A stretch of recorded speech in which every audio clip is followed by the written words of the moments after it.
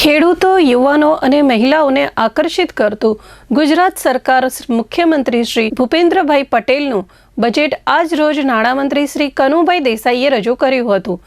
જેને કચ્છના સાંસદ શ્રી વિનોદભાઈ ચાવડાએ આવકારતા જણાવ્યું હતું કે 3.70 લાખ કરોડનું ગુજરાતના સર્વાંગી વિકાસ દર્શાવતું બજેટ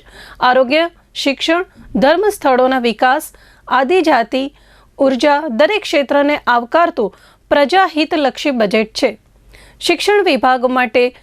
59,999 કરોડ, સામાજિક ન્યાય અને અધિકારિતા વિભાગ માટે 6,807 કરોડ, આરોગ્ય વિભાગ માટે 23,385 કરોડ, મહિલા અને બાળ વિકાસ માટે 7,668 કરોડ, અન્ન નાગરિક પુરવઠા વિભાગ માટે 2,712 કરોડ, રમત ગમત યુવા વિભાગ માટે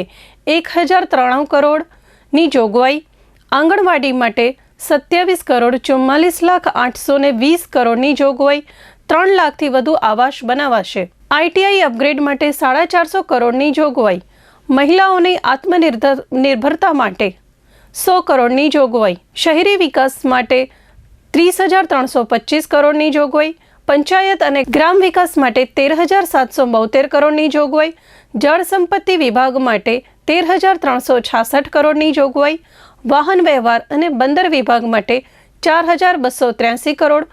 કૃષિ અને સહકાર વિભાગ માટે 22,498 કરોડ, મુખ્યમંત્રી ગૌમાતા પોષણ યોજના માટે 475 કરોડ, પશુ આરોગ્ય સેવાઓ માટે નવા 250 પશુ દવાખાના બનશે। કચ્છ, અમદાવાદ, જૂનાગઢ ખાતે મેગા ફૂડ પાર્કનું આયોજન, ખેડૂતોને વીજ સહાય માટે 10,613 કરોડ, ખેડૂતોને ટ્રેક્ટર ખરીદી સહાય માટે 800 કરોડ, જે આવકારવાદાયક છે તેમ શ્રી ચાવડાએ જણાવ્યું હતું।